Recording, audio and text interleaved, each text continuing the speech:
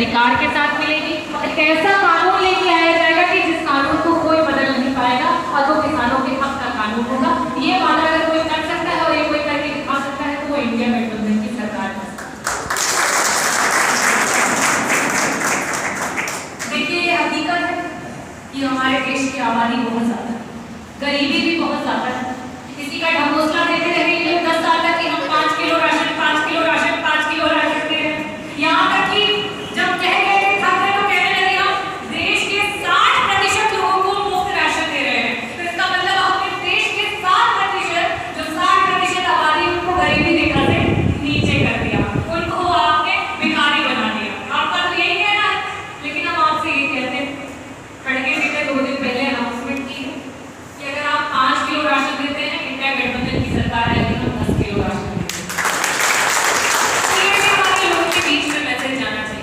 लेकिन राशन के साथ साथ जो इंसान पढ़ा लिखा नहीं, जो श्रमिक है, जो रोज मेहनत मजदूरी करके काम कर रहा है, भले हमारे परिवार में ना हो, लेकिन आज जिन रोडों पे चल रहे हैं वो भी तो एक मजदूर बनाता है, जिन ब्रिज पे जाते हैं वो भी तो मजदूर बनाता है, आज अपना घर बनाना होता है वो भी एक मजदूर बनाता है, खेतों में भी काम करना होता है वहां पे भी मजदूर बुलाते हैं। उन मजदूरों को उनका मानदेय नहीं मिलता। मनरेगा कांग्रेस लेकर के आई, इस सरकार ने मनरेगा में 3-3, 4-4 महीने तक मजदूरों को पैसा नहीं दिया और उसकी स्थिति ये हो गई कि कहीं न कहीं अपना देश कमजोर हो गया। इंडिया गठबंधन की सरकार ने वादा किया है कि हम किसी भी श्रमिक को 400 रुपए से नीचे का पैसा नहीं देंगे। उनका अधिकार है कि अगर वो काम करते हैं 400 रुपए। ये इंडिया गठबंधन।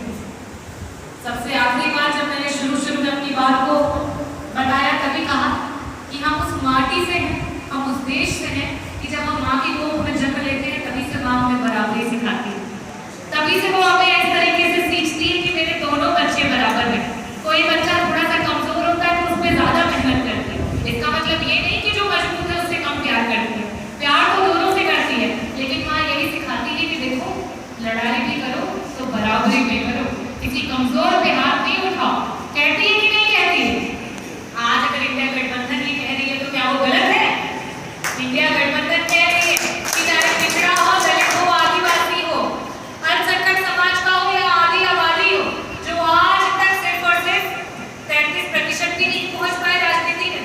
महिलाएं, उत्तर प्रदेश सबसे बड़ा प्रदेश है, वहां पे सिर्फ और सिर्फ 13% महिलाएं हैं जो जनप्रतिनिधि के रूप में। मुझे लगता है एक से शायद मैं इकलौती होगी जो SC समाज से एक से उतर करके राजनीति में आए और लोग पूछते हैं आप क्यों आए।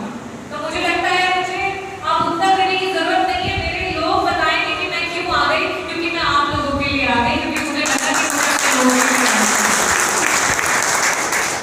एक टाइम था लोग कहते थे अमेरिका जाएंगे तो मैं भी कहती थी हाँ चलो अमेरिका, लेकिन अब ये टाइम में अपने देश में रहेंगे और अपने देश के लोगों के लिए काम करेंगे।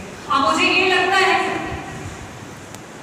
आज अपना घर का बच्चा कमजोर हो रहा है, दूसरे देशों में पलायन करना चाह रहा है, छोटे छोटे रोजगारों के लिए अपने प्रदेश से दूसरे प्रदेश जा रहा है, दूसरे देशों में सऊदी में दुबई में ना जाने कहाँ जाकर के कम पैसों में वो काम करने को मजबूर है, उसमें कहीं ना कहीं दोष हमारा है।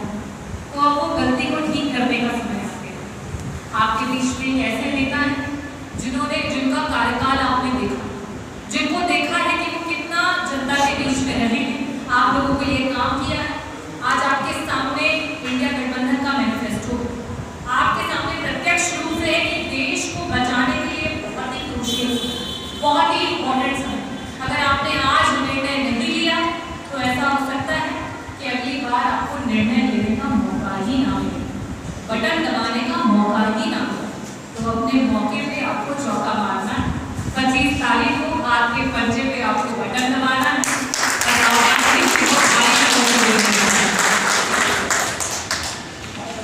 और मैं तो ये मानती हूँ कि हरियाणा के जो लोग हैं वो बड़े मेहनती लोग हैं, इज्जत सम्मान के लोग हैं और ये मानते हैं कि जो भी, क्योंकि बहुत कष्ट में मैं जहाँ मैंने देखा कि कहते हैं खारा पानी हमें मीठा पानी तक नहीं मिल पाता और इतनी गर्मी, इतनी तपन, बहुत सारी चीज़ों की परेशानियां लोग बताते हैं।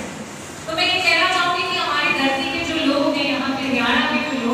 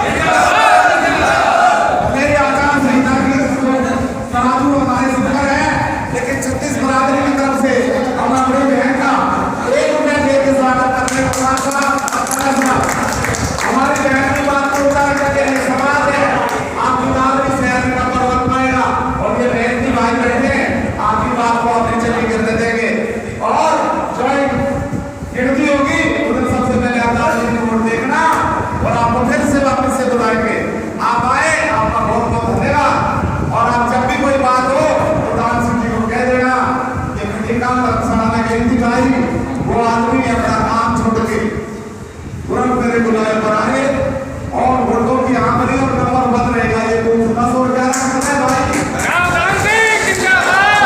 सबको राम राम। ये भाईचारे का शहर है बहन जी। बाबा साहब साहब आया 36 बरादरी की बहुत मेहनत की है। यहाँ कोई दूसरी बात नहीं है, सब भाई हैं, 36 बरादरी की। वो आज के प्रोग्राम के बारे में बताएं, कैसा क्या प्रोग्राम?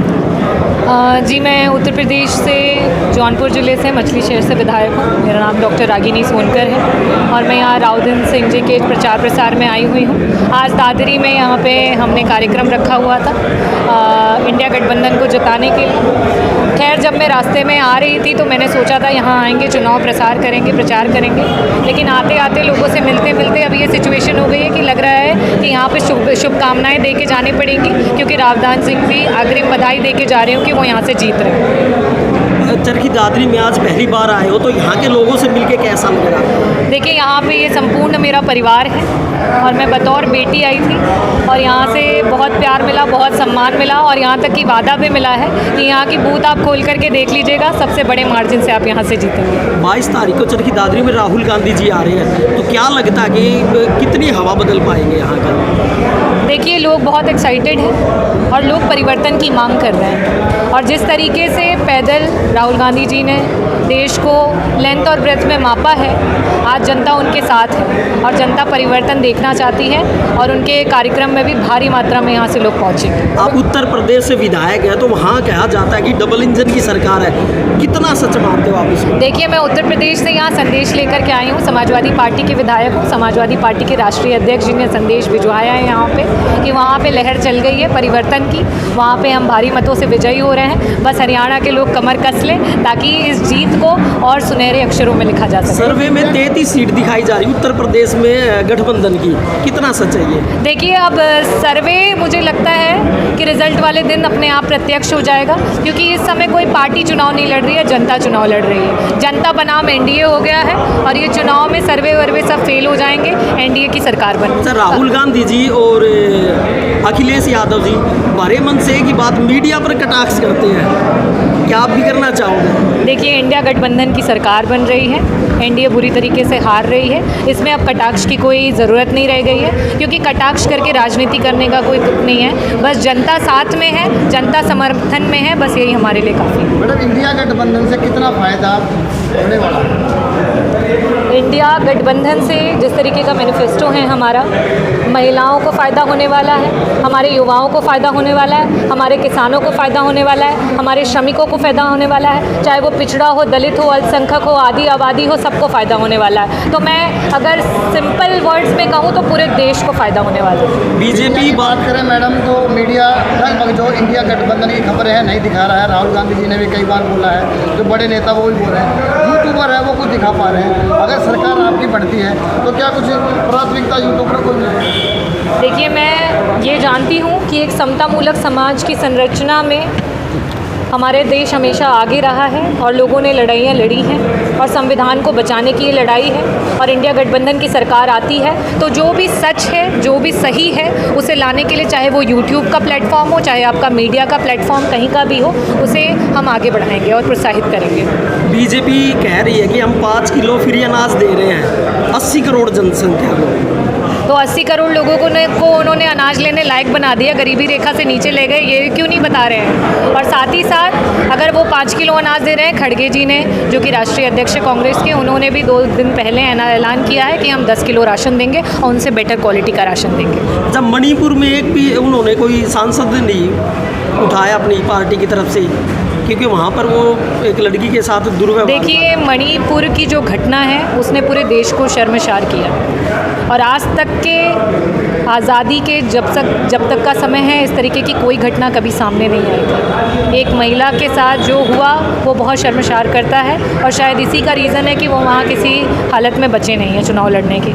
अब खुद एक महिला है, बीजेपी का नारा है कि बेटी पढ़ाओ बेटी बचाओ, वो यूपी में कितना कारगर साबित है? यूपी में 80 में से उन्होंने कितनी महिलाओं को टिकट दी है वही बताता है कि वो महिलाओं के कितने हितैषी हैं। समाजवादी पार्टी ने सबसे ज़्यादा महिलाओं को टिकट दी है, सबसे ज़्यादा इंडिया गठबंधन ने महिलाओं को टिकट दी है और वो उनको आगे लेकर के जा रहे हैं। अभी दादरी में और कितने प्रोग्राम हैं आपके? दादरी में अभी और प्रोग्राम है, अपने लोगों से मिलना है और उनसे खास बातचीत एक आरोप और लगाती है कि इंडिया गठबंधन के पास तो प्रधानमंत्री का प्रत्याशी ही नहीं है, क्या कहेंगे? देखिए, ये देश किसी नेता का ना मोहताज था, ना है और ना रहेगा, और हम किसी चेहरे पे चुनाव नहीं लड़ रहे हैं। ये देश के भारतीय नागरिक चुनाव लड़ रहे हैं, अपने हक के लिए लड़ रहे हैं और हम किसी चेहरे के मोहताज नहीं। तो मैम एक अंतिम सवाल है, हरियाणवी में आप बीजेपी को क्या कहना चाहोगे? हरियाणवी में, क्योंकि आप हरियाणा में आए हो, थोड़ा बहुत बोल दो हरियाणवी में कुछ भी। ये हरियाणा में दंगल के लिए मशहूर रहा है और यहाँ चाहे एक माँ जो अपने बच्चे को पालती है या पिता बच्चे को शिक्षा देता है, वो यही बताता है कि बराबरी से लड़ो, कहीं से डरना नहीं। तो यहाँ लठ गाड़ने आई है हमारे इंडिया गठबंधन की सरकार। कितनी सीटें मानते हो आप यहाँ गठबंधन की? जितनी सीटों से हम पूर्ण बहुमत से सरकार बना रहे हैं, पूरे देश में हम उतनी सीटें लेकर के आ रहे हैं। 2 सीटों पर वो कह रहे हैं कि भी रोहतक और सिरसा उनको छोड़ के बाकी पे टक्कर है। कुछ तो लोग कहेंगे, लोगों का काम है कहना और हमको अब अपना काम है करना। Thank you ma'am, thank you.